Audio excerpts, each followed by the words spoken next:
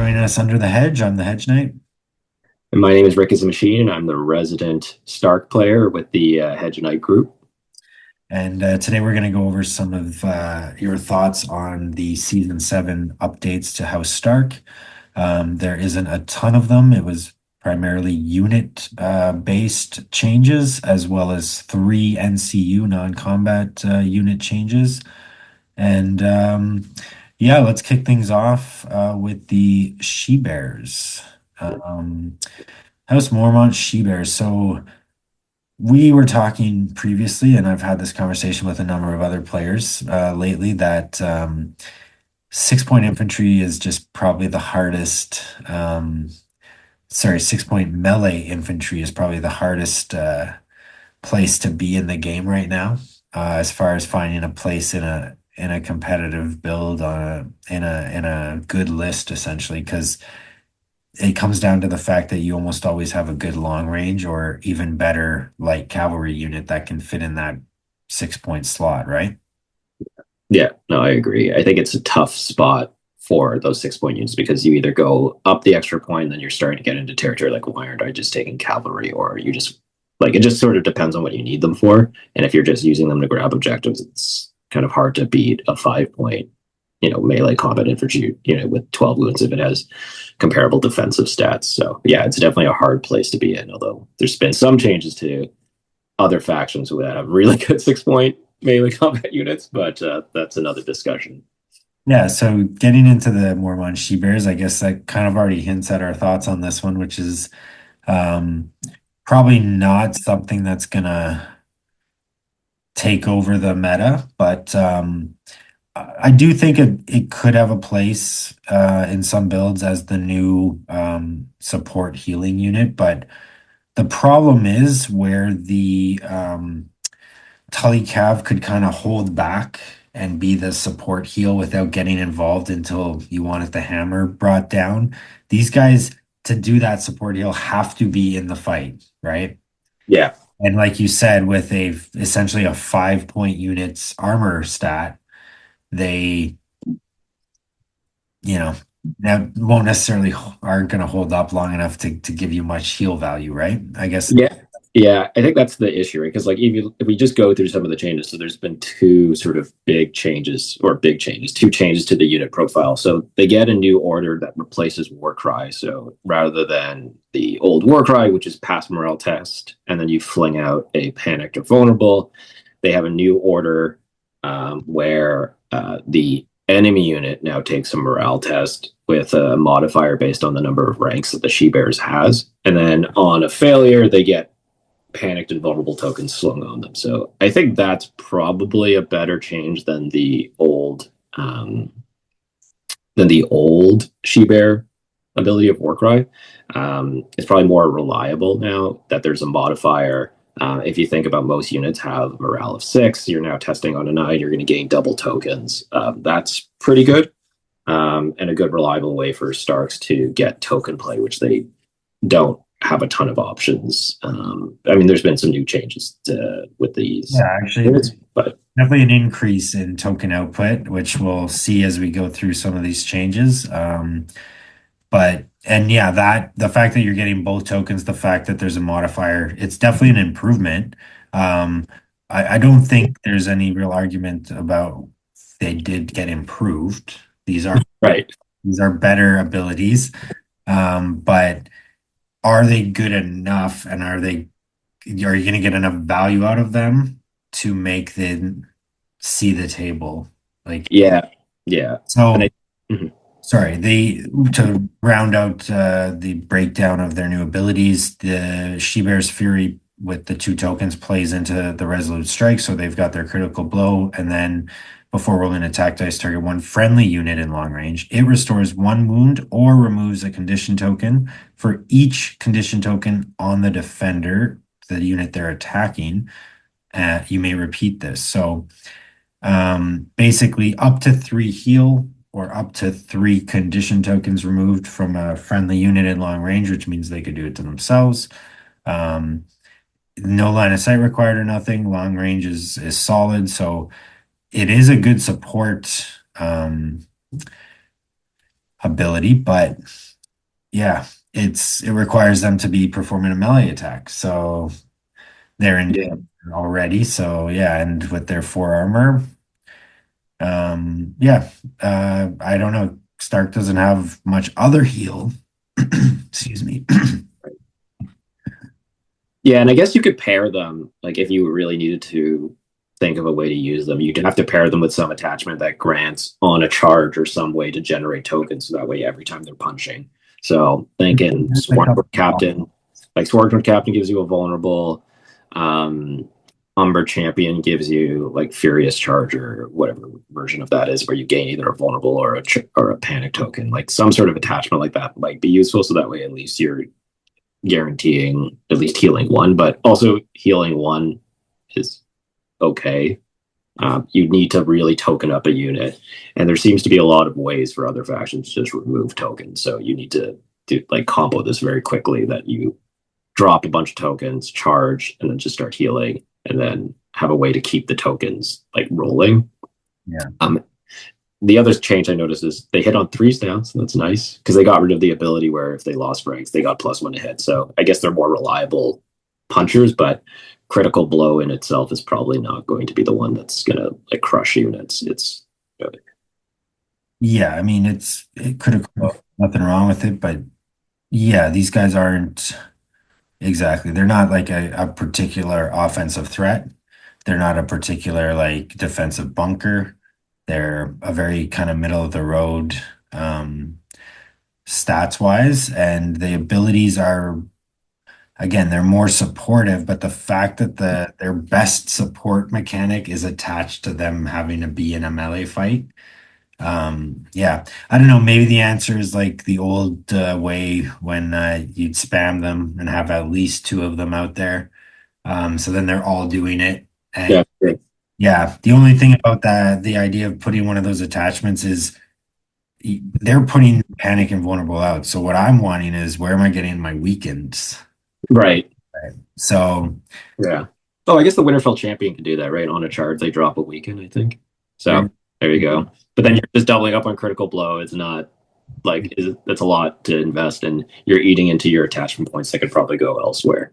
So there are um, ways to get weakened out, which we'll see in a moment. But let's talk about the the death of the old bunker heel hammer unit. yeah, Um, this is the change that everyone wanted to see, right? No more rally banner.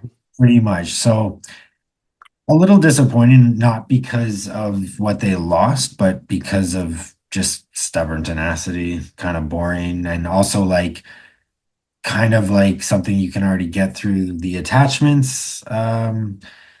So yeah, the like one of the Hedge Knight. Glory Seeker, yeah, Glory Seeker.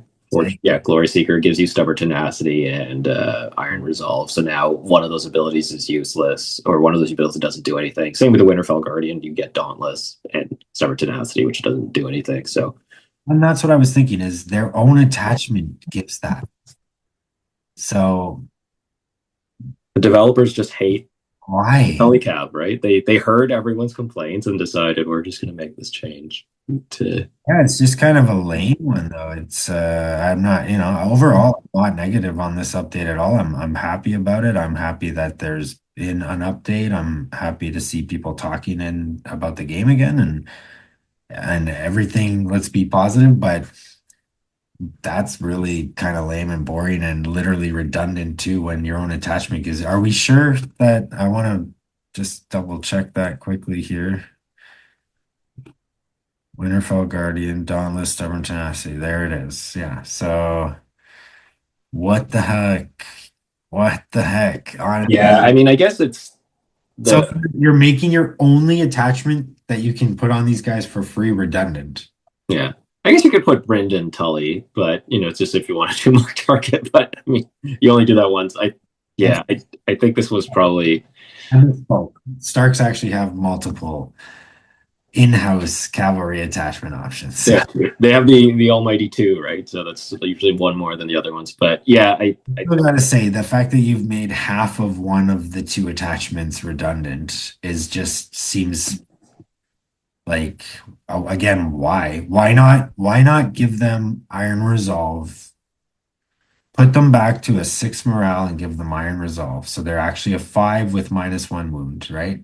Or give them They used the to have Embolden wait ages ago. That was a really strong. I'd say instead of Iron Resolve and messing with the morale, the easier answer would be to just give them the what's the one where you take one less panic wound from per rank destroyed? So basically, if they're down a rank, they're taking one less. Oh, right. Yeah, yeah. Whatever that is. Unyielding, is that what it is? Yeah, unyielding. Any ability really that isn't on one of the two attachments they can take for free. Or Yeah. actually on two of the four available attachments to them.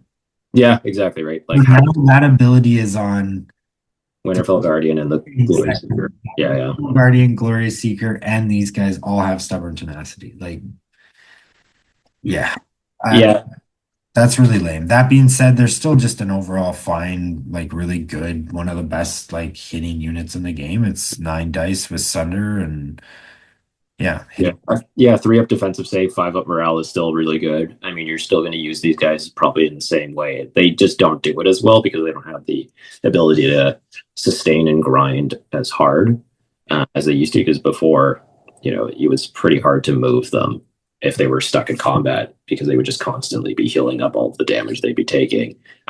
They probably still play a role. You're just probably going to not see 2 units of them with the Winterfell Guardians attached to them. So everyone can breathe a sigh of relief that.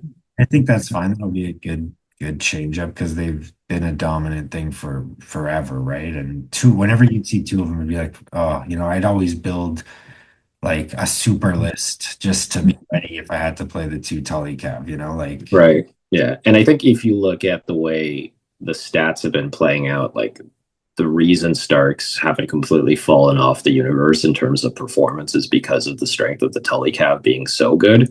So it probably was a necessary change. You would hope that all of the other units get tweaked to sort of balance out that reduction, but in any event, still a good unit. I mean, as you said, it's hard to beat and 3 up, 5 up Lance Cav unit. Like they'll always have a place, so you'll see them. one of the two best, like just straight hitting Yeah, cat in the game, right? Them yeah, Lannisters. I mean, they're just the two best really for just, hey, we got the armor, we got the attack, we're gonna hit you with 9 dice under. And yeah, we have ways to be hitting on twos, just like the Lannisters. So yeah, yeah, yeah, they're really good. But that is unfortunately a boring change. yeah, Well said. The Stark Bowman, yeah, the only other thing I was gonna say about the Tully Cav is they are gonna benefit from the fact that the Stark Bowman and other units like the She Bears seem like we're putting out more vulnerables, right? Roderick, who we'll see in a bit, got an extra token to put out. Or no, sorry, I meant to ask about that, and we could just cut this part, but was this not a new thing that he can put out the vulnerable with any zone he claims? yeah. That's new. Yeah, before it was just off the sword, so That's what I thought. yeah, Okay. it's better ability. So yeah, there's lots of vulnerables out for Starks now, potentially. Yeah, I particularly think that the Archer Knight combo is really nice now because now you're making them really scary on a charge. If you do the suppressive volley right before you charge with them and shut down all their orders and tactics cards, yeah, vulnerable. yeah, That's quite nice. yeah. And it's a more reliable way than hoping for Winter's coming in your hand. I mean, if you have it in your hand, then it's Yeah. you probably care less. But in any event, it's good just because you can't always bank on having cards in hand all the time. You, as you have said many times, you roll a one and there goes all your plans for a Stark, right? Because That is the great Stark crutch. now you got all those four cards you had that you could play, all of which on this charge attack are now they're gone.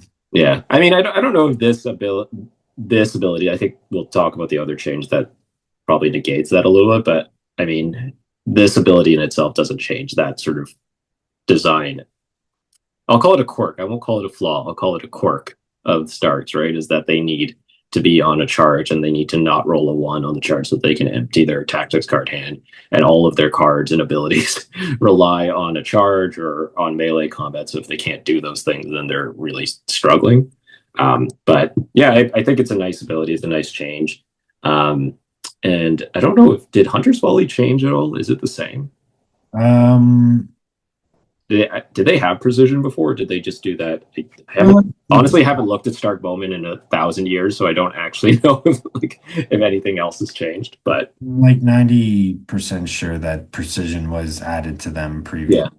Yeah. Oh, okay. So yeah, just Volley changed. That's the same. It was just that they had the old ability, which was, I don't know, was it still the put a weekend out when if the defender took a hit or rolled a one on defense saves or something, or yeah. Actually, so precision is new.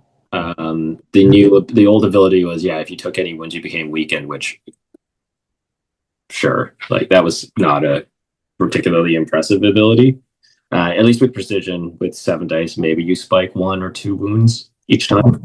they're also 775. Yeah, Even on low rank, they're rolling 5 dice with precision. That's nice. yeah. If you can get a way to generate rerolls, although I can't think of a way off the top of my head, but if there's a way to generate rerolls off those, then sure, maybe that makes it a little bit more reliable. But I don't think there is a way. Well, isn't the North Remembers, doesn't that grant rerolls to all I think it's +1 to hit when something dies. So yeah, maybe if you're hitting on twos, but yeah, it doesn't spike the sixes. It just makes you more reliable. Pretty sure.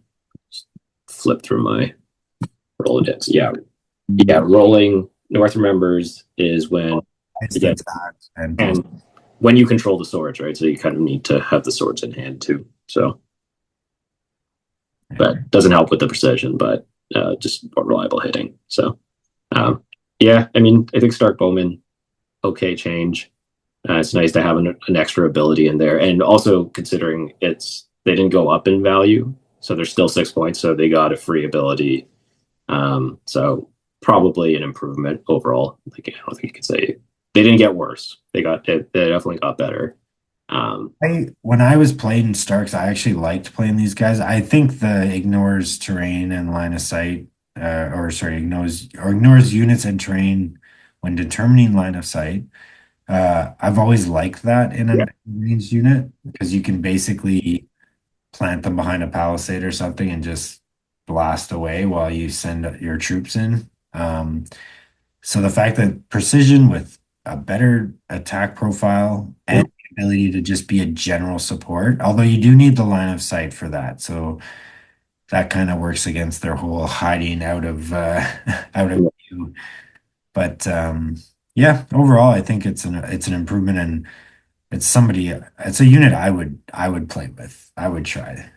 Yeah. Whether they fit into a super meta list or not, I don't know, but early days. So it looks fun. Yeah. So the House Umber Great Axes. Yeah. I was reading a bit of a knock on these guys today about something about them going back to what they were, which is too bad. And I don't really fully remember what they were back, but I didn't like what they were just now. So I think this is personally a big improvement. The file is worth the 7 points now. I just could never see taking them with that old attack profile of what was 654. Yeah. I mean, at least with 7 dice, you have more of a chance of doing damage. And that because that was always the biggest knock. Like their earliest iterations, like way back when, these guys were pretty good. They were like terrorizing everyone, and then they like toned them down a bit. Now they're sort of getting back up to par in terms of like this is an okay combat unit. 7 points they need to be like, otherwise, why are you going to invest in them, right? Like, yeah. And so at least now they're like a legitimate threat again. And the prey on fear with the vicious is always a really strong combo because healing is king in this game, in my opinion. Like it's yeah, especially now where things have so much knockout power, Yeah. the ability to bounce back, to stay alive is just, although I don't know, maybe it actually won't be so valuable anymore because of the knockout power that we seem to have in the game right now. So Yeah, it's nice for Starks to actually have an option that, even though it's not called sundering, it's like super sundering, where you can actually sort of chip damage away without relying on tactics cards. So that's nice. Like these guys can probably put on a lot of damage if they are in a position to get a charge off at full ranks. They can probably put a decent amount of damage out. You probably want to combine them with some sort of attachment. I think maybe a Winterfell Guardian or a Winterfell Champion, because you could at least give them critical blow. I mean, you double up on the weekend, but critical blow with Sundering Vicious, Prey on Fear. That's one way to do it. I always thought it was fun to add Ramsay Snow, the neutral attachment, because he gives them Fueled by Slaughter and Intimidating Presence. But again, and also Theon for panic tokens, so you can really drop a lot of tokens out. Problem is then now you have a 9 point infantry unit, which is, you're wondering why aren't I just taking more cavalry at that point? But in any event, that's like well, fun. the reason you're not taking more cavalry at that point is because of their lasting power. Like the heal when you have Fueled by Slaughter, Prey on Fear, Intimidating Presence, and Vicious, your heal is like so strong at that point. I've tried that as well before, and I actually really liked it. It is a big points investment.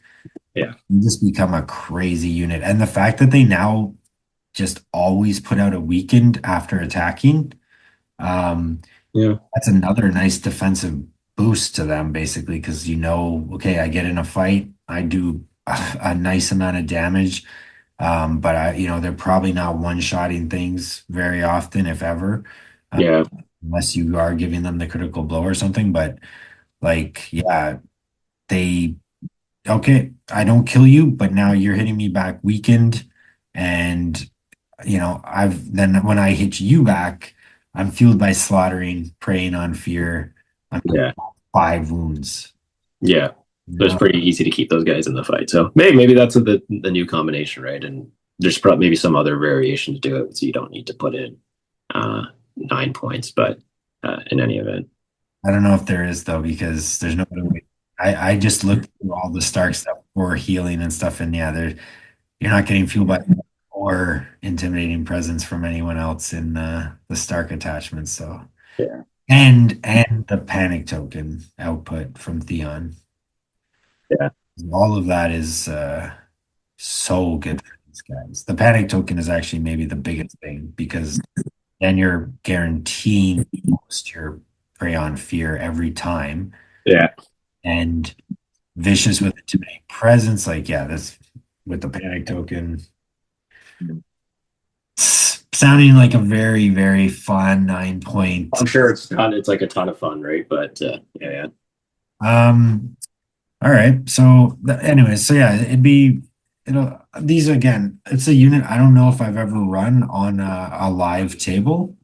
yeah, Um, I yeah. We're trying. try them now. Yeah, they might be worth it because I've always struggled with all of the Stark 7 point options. Like I've Oh, tried Fog Devils and situationally in the right list, they can be good and fun. But yeah, compared to other faction 7 points, the Stark 7 points have always felt a little lacking, and you end up just going with the Cav yeah, and then 5 point stuff or like some neutrals, right? So yeah, yeah, yeah. Sure. So I see like a solid 7 point contender again for them.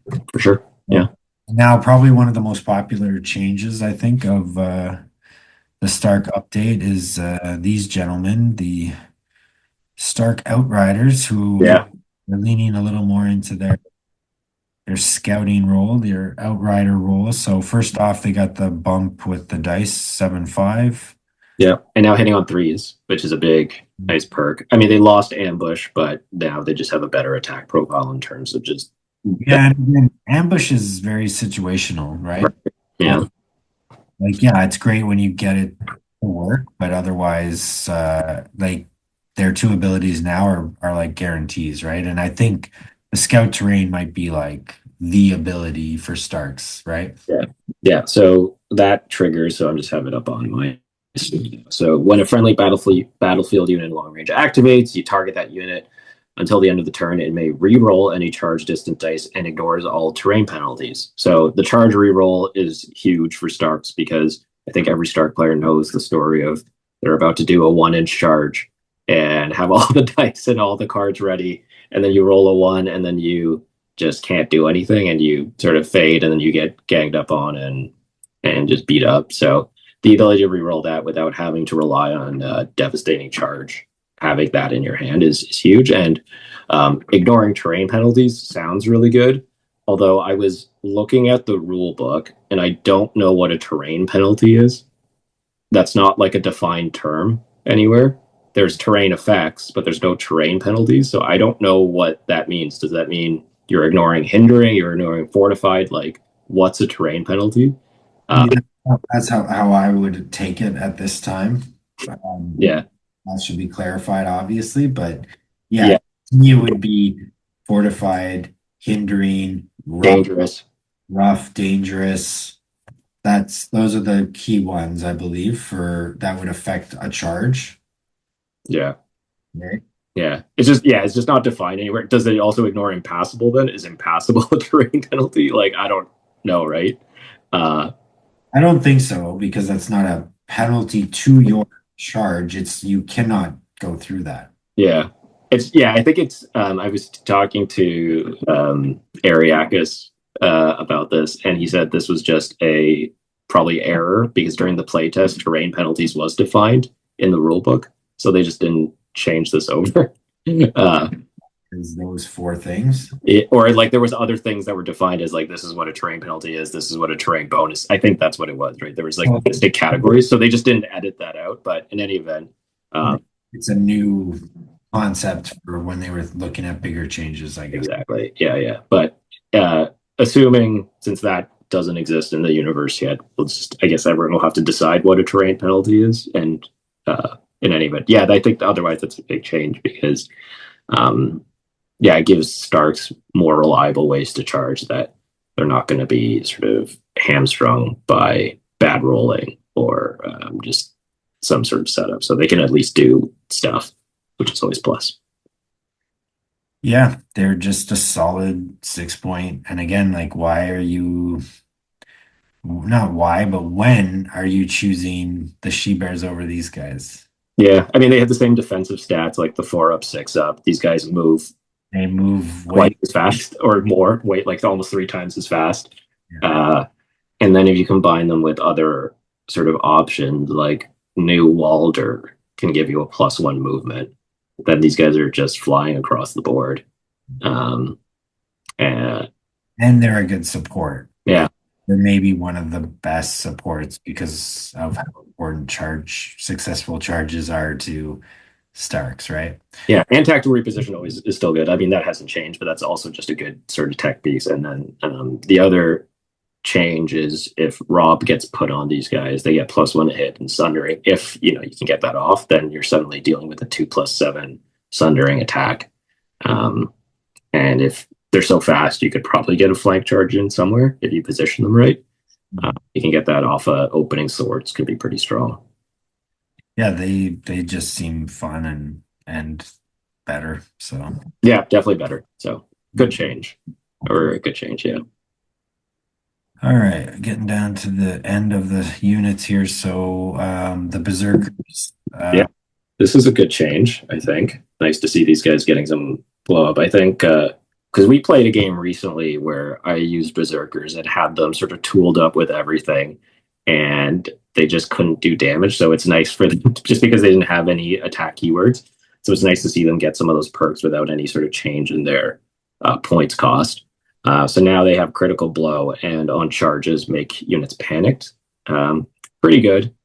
Especially with all those dice, you're more likely to spike a 6 on a hit roll, so you get some more dice. So if you combine that with some sort of keyword like sundering or vicious, Umber Champion would be good too because with insight you're getting highest attack roll critical blow, vicious, and then you're putting out on a charge vulnerable and panic tokens just off the start. So that's pretty good. And with the movement of 6, they're pretty quick. So I think this is a pretty solid change and a nice improvement.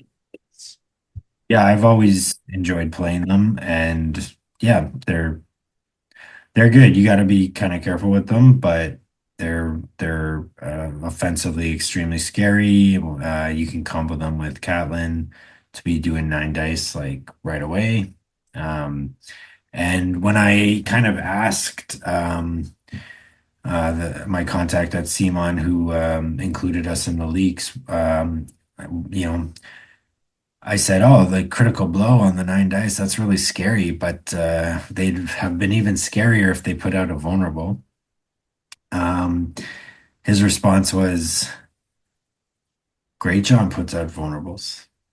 Yeah, lots of ways to put out vulnerables on charges, right? So Yeah, I think that was kind of a hint towards what the design team was thinking with this, is to get Great John back into his homeboys here, because when you think about it, Great John in these guys on a charge, you're putting out vulnerable and panic, yeah, and you're getting to the last. So when these guys are at 1 rank, they're passing their to the last on a 3+, right? yeah, Yeah. So they become very hard to finish off at that point. They have really good survivability, basically. And they'll be at their max stats too. So it's a fun. I don't know. Are you going to be able to squeeze the 2 points onto them? yeah. Or you could even, if you want to do it cheap, right? Just the Umber Champion kind of does the same thing without to the last, because that's obviously a really strong ability, but you get something comparable with dropping lots of tokens and you can spike a lot of damage with the highest attack rolls. So yeah, if you can get an option that drops a vulnerable on a charge, pretty handy. I feel like the to the last is kind of important for these guys though, because Oh yeah, concern with them has always been their berserkers fervor ever since it was introduced. Like, it's not helpful when you're being attacked at full ranks or at 2 ranks, and then they just done. or you get that better armor, right? Yeah, So to the last, I feel like that's gonna give these guys that survivability that keeps them out there long enough to really mess things up. yeah, Um, but yeah, I mean, you gotta find the extra points, I guess. And then the Sworn Swords, another unit that was already leaked. Yeah, I think overall decent bump. Like they're a little more offensively scary as well for 5 points. They're decent. yeah, I, yeah. Because the big change was that they no longer get the +1 to hit off a downed rank. Um, they just get rerolls after they lose a rank. And then their new order at any cost gives them highest attack dice +1 dice. So they're always going to be swinging at 8 dice with critical blow. The trade off is they become vulnerable, but yeah, 8 dice. Um, Probably not terrible. I think my one concern is that the trigger for that order is the same as every other start trigger. So it's before rolling attack dice. So you're going to have to choose between this or giving them Sundering, giving them Vicious, giving them anything else. Curiously, you can't pair that if you pair this with the Sworn Sword attachment or the Sworn Sword Captain. Both orders have the same trigger, so you have to pick one or the other. Um, yeah, I feel like the Stark Sworn Sword's a unit that they always like. Every time there's an update, there's some sort of change to them to try and make them better. I think maybe they're just like the base unit they need to tweak every time to see if this is good. But in any event, I'm not the biggest fan of the new order. I get the value, and taking a vulnerable is not necessarily the worst thing. Because once you've taken one, if it doesn't get spent the next time, it doesn't do anything. So who cares, right? You've already got it. But yeah, I don't know. I'm not a big fan because of like what you were just talking about, how it's gonna interfere with so many other triggers for the Starks that, yeah, yeah, you don't want I don't something. think this actually changes Yeah, I don't think this changed the unit enough to make them like, oh, suddenly you're going to No. see these in every list. Like you're going to see maybe one, more likely none. I don't. I think there's the other 5 point attachments, or sorry, other 5 point combat units are strong, like Chronic Med Trackers and Karstar Experiment. You might as well take them. They just fulfill their roles a bit better in terms of being like either a tech support unit with their abilities, or just being a harder unit to shift because they have some sort of defensive ability. Like in terms of offense, these guys are just like they're a 5 point offensive unit, so you get what you pay for, and they're just pretty average. So, but definitely an improvement. Just Yeah. I don't know if it's enough to shift the needle too far. Eat dice with critical blow and rerolls if they're down a rank. Like, Yeah, on like their last 3 wounds, it's still a dangerous unit. They're potentially what you can if you really hit Yahtzee and do 16 hits on a unit that's basically dead. But that's like a big that's a yeah, big that big swing. um yeah, I mean they're not it's not bad. I'm not the biggest fan of it, but I like seeing new things. I like that they're trying some new things, so Yeah, it's never good to have an ability that hurts you back though. That's the thing. And especially on a 5 point unit, although it's probably more thematic for something to be detrimental on a lower cost unit, so that's fair, but yeah, yeah, it's just you're getting something that's okay, but gets in the way of a lot of your other triggers, and you get a negative off it after. So I don't know. Yeah. Probably like you said, you're not going to see them swarm in the field. So yeah, let's finish off with the NCUs. Let's get Roderick out of the way immediately. He is the obvious improvement. Uh, yep, there's no question. He's just better. He's got an extra order. And he no longer needs to claim the swords to put out the vulnerable. Any zone he takes will put out the vulnerable. So that's just a good ability. That's just, hey, when he takes any zone, I'm putting out a vulnerable token. That's great. yeah, yeah. It's nice because Starks probably struggled before with tokens, like generating tokens. So it's nice that with the changes to the Bowman, Roderick, just all the other and the She Bears, there's easier ways to generate tokens because tokens are pretty important in this game in terms of damage outputs. Nice to have at least another source to put out those very valuable tokens.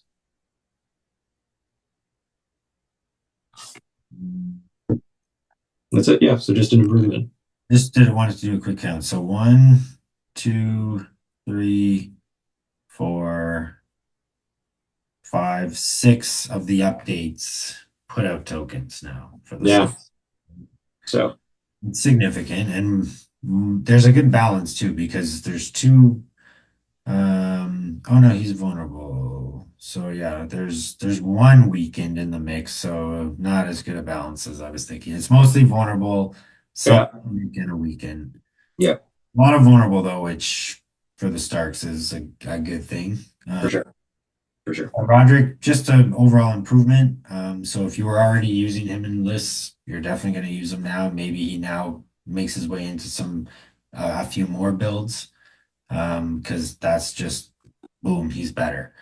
Um, Eddard is the obvious nerf because I'll tell you right now, I've played against a lot of Starks, especially recently, and I've gone up against him a lot. And I never like, yeah, he's good, but as a Lannister player, I'm usually hitting you with so many negatives that you're almost always spending those tokens to like just to pass the test. Um, so I was never overly concerned with him for 6 points. And now that he's 6 points and is just straight up worse, just like one less token, like Yeah, and also he heals one less, right? Because before he was healing 2 wounds. that's why. Yeah, that's right. Just yeah. So It's all around, and they didn't even make him 5 points. So I think they've just made him like somebody you never pick now. yeah, I think for 6 points you can pick up a lot better stuff. So I don't think.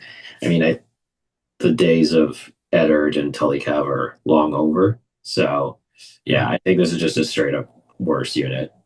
The other version of him, I've always leaned to as a better version anyways, and now there's no question. He's cheaper and his ability is consistent and very strong. Whereas this is situational and worse than it was. Yeah. So So I think he's done for this season until they update it again or fix him, but I think yeah. he's done. I think Roderick is gonna be probably picked a lot more. And then Rob is, I think, the debate. I think he's the Yeah, I think this is a controversial one because people sit on the sides of, either he's really strong or not strong at all. I think we have different takes on this, but Yeah, my issue with him is the situationalness of needing to you're needing your opponent to not control the crown, which again, as a Lannister player, all right, I always have a list with Joffrey NCU, and I'm just gonna basically turn off your 5 point NCU the majority of the time. I hope you enjoy rushing him out onto the swords like at the start of your starting rounds so that you can quickly get some value out of him before I turn him off every single time, right? yeah, I mean, I think but that's almost always going to be the play though, right? For Starks is if they're going first and they're queuing up, you can probably guess they have assault orders in their hand. Like they're going to go for the sword immediately. And then just having a +1 to hit and sundering, because as we were talking earlier, a lot of Stark units have trouble putting out damage without tactics cards. Because they don't have ready access to sundering, like very few units. Other like executioners have it, because they have their or sorry the great axes have it because of Executioner's Fury. Tully Cab have it because of they just have native sundering. But other than those units, I don't think there's any other units that have sundering. So just an ability to sort of drop it on units is, I think, pretty valuable. And yeah, even if you can just do it once, and that's again very situational because if you're playing Joffrey at CU, then sure you can anticipate it. Or if you're playing some other faction that relies on the crown, but you will get it off at least once, and I think that's still pretty valuable because otherwise Starks don't have access to that ability.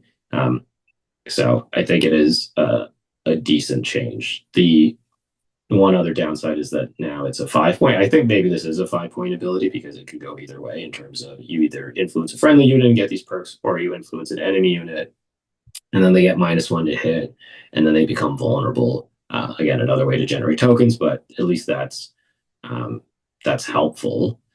Downside is, as we talked about before offline, is before you could get Rob and Grey Wind as 7 points to get 2 activations. Now it's 8 points, so clearly a bit of a drawback to what is probably a really good ability. I think pairing this unit with the Outriders is a decent replacement for Tully Cab in terms of damage output, in terms of being able to grind out a bunch of sundering attacks. Because now you're hitting on twos with 7 dice and sundering. Obviously, they don't have the sustain, but I think in terms of an offensive option, you have a really fast unit that can do this off an assault orders or something. So pretty good. I think it's a decent change. It's a really strong ability. There's no question. It's the friendly influence is really, really good. Um, and the enemy influence is not bad either. It's in certain situations that would be really good too. But my issue with anything that is got a built-in make me nothing is that it's got a built-in way for your opponent to make it nothing. Yeah.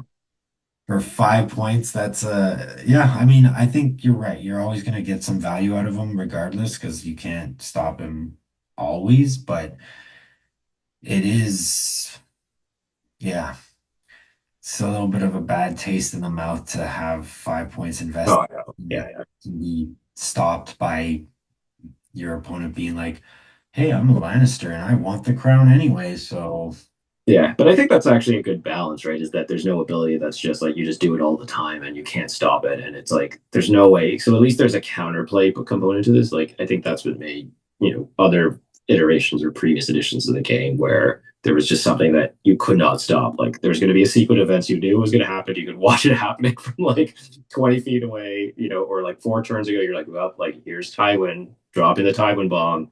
Now everything's dead. Like, and you couldn't stop it. Whereas at least there's a really strong ability, but there's a way to counter it so it doesn't feel as oppressive, right? Because that's usually what makes certain abilities or certain effects feel really bad is when you can't do anything about it. Like it's coming, you can see it happening, and then you just have to eat it, and you have to just build your army around. Okay, this is going to happen at some point, and I just need to survive this. So I think the fact there's counterplay makes it a more interactive experience. Um, That's a fair point, and I actually agree with you on that. That's a good mechanic to have a way to stop something that's really good. But if that's the case, then like all the other 5 points should have a way to mess with their abilities or something, right? Because yeah, I know. I think that's the way it should be, right? But in any event, we're not there yet. yeah, But I think that that's how it should be. so just Robs then. But Yeah, Rob's is fair. Everything else is still needs to be tweaked. I would be more comfortable if it was like a half impact. Okay. So maybe if they have the crown, you lose the +1 to hit, Okay, yeah, you know? But like to make him nothing, my 5 points is now blanked just because you took a zone. That just seems very harsh and very swingy for the points you've invested in this NCU. So yeah, I'd be very worried about investing in him based on my opponent, you know? And as somebody who's like if I'm going into an event and I'm like, oh, Evil Morty's coming in, I know he's gonna play Stark, so I gotta build one list with Littlefinger for sure if I'm not Lannister, right? Um, if I don't have Joffrey, because I gotta have a way to shut down zones, right? Uh, yeah. And I think that's kind of what everyone did, though, right? You always had to build certain factions to deal with, like build your armies to deal with certain factions, or like have a list ready because everything's kind of specific. So I mean, it wasn't any different than instead of building towards double Telecaf, you now build like, okay, there's going to have some sort of mechanic out there where you're going to need to claim the crown. And there's probably yeah, not a downside to it forcing someone to take the crown, which is at this point one of the least valuable zones in terms of tactics abilities, other than it triggers other effects. But generally speaking, nobody really wants to take the crown if they don't have to. So this kind of forces someone to do something that you don't want them. So I think it adds some interesting counterplay and fair point. Yeah, you know, this it adds pressure on them to take a zone that they might not want. Quite a few things in the game do want it though now. That's the thing. The crown has become kind of a hotbed as this like, oh, no one wants it, so let's make these things all care about it.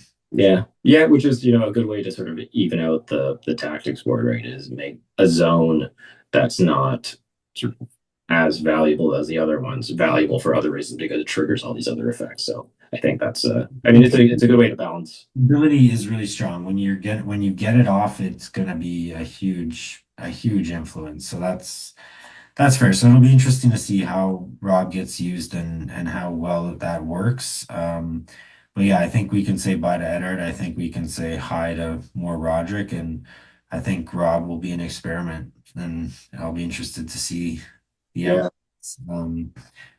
But yeah, we're not going to really get into any list building right now because this is all really fresh and we haven't had a chance to really do much yet. But we're gonna do a match this Sunday, and maybe we will do a Stark something matchup. So Stark Lannister, Stark Baratheon, probably one of those two. And that'll give us a chance to see some of this stuff in action. We'll try to use some of the new stuff, I guess, and test it out. So stay tuned for that battle report. And as always, thanks for joining us under the hedge.